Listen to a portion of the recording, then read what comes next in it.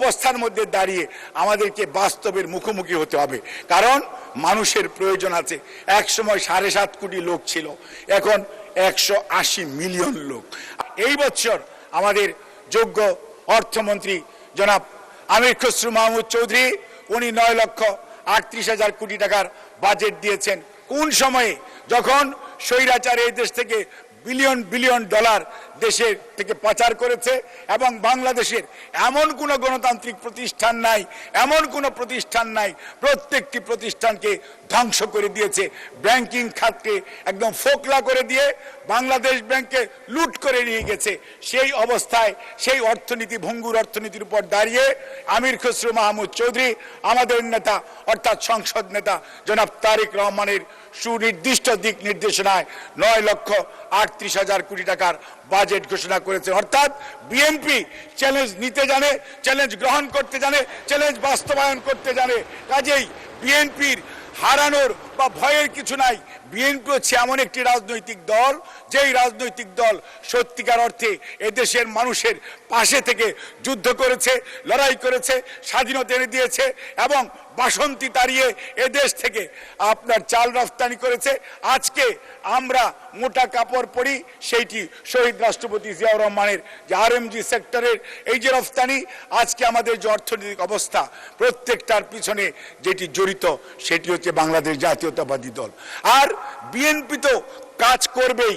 BNP তো সেই দল আজকে যারা মুক্তিযুদ্ধের কথা বলেছিলেন, মুক্তিযুদ্ধের কথা বলতে বলতে মুখে ফেনা তুলে ফেলেছেন, তারা কিন্তু মুক্তিযোদ্ধাদের জন্য কিছুই করে নাই। মুক্তিযুদ্ধ বলেন আর মুক্তিযুদ্ধ বিষয়ক মন্ত্রণালয় বলেন আর স্বাধীনতা পুরস্কার বলেন, 21 পদক বলেন, বাংলা একাডেমি পদক বলেন, প্রত্যেকটার পিছনে শহীদ জিয়াউর রহমান, দেশনেত্রী বেগম খালেদা জিয়া। আজকে নারীর ক্ষমতায়ন বলেন, নারীর অধিকার বলেন, নারীর শিক্ষা বলেন, প্রত্যেকটার পিছনেই দেশনেত্রী বেগম খালেদা জিয়া।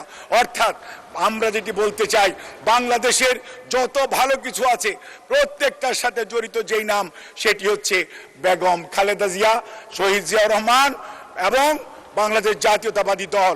আর এই মুহূর্তে যিনি নেতৃত্ব দিচ্ছেন তিনি হচ্ছেন জনাব তারেক রহমান। কাজেই তার উপর আস্থা রাখতে হবে, কারণ এই রক্তের মধ্যে শহীদ জিয়া আছে, খালেদা জিয়া আছে, আর আছে দেশপ্রেম। সেই জন্যই আগামীতে 9,38,000 কোটি টাকার বাজেট সত্যিকার অর্থেই একটি যুগোপযোগী বাজেট এবং প্রয়োজনীয় বাজেট। আজকে আমরা কথা বলছি, সমালোচনা করছি, কিন্তু পরক্ষণে আবার বলছি আমার এই ব্রিজটা দরকার, আমার এই কালভার্টটা দরকার, আমার এলাকার এয়ারপোর্ট দরকার, আমরা বিভিন্ন কথা বলছি। কাজেই এই অবস্থার মধ্যে দাঁড়িয়ে আমাদেরকে বাস্তবের মুখোমুখি হতে হবে, কারণ মানুষের প্রয়োজন আছে। এক সময় 7.5 কোটি লোক ছিল, এখন 180 মিলিয়ন লোক। আজকে আমরা সামাজিক সুরক্ষার কথা বলি, অনেকে বলেছেন শিক্ষায় নাকি সবচেয়ে বেশি বরাদ্দ।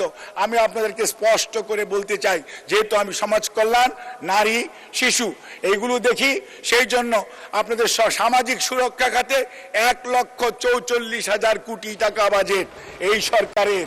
কাজেই এই সরকার একটি জনকল্যাণকর সরকার। এই সরকার মানুষের কল্যাণের জন্য সবচেয়ে বেশি বাজেট দিয়েছে, আর শিক্ষাকে দিয়েছে দ্বিতীয় স্থানে। অর্থাৎ শিক্ষিত হবেন, দক্ষতা অর্জন করবেন, তারপরে এমপ্লয়মেন্টে যাবেন। এই হচ্ছে সরকারের দিক নির্দেশনা, সরকারের প্ল্যানিং।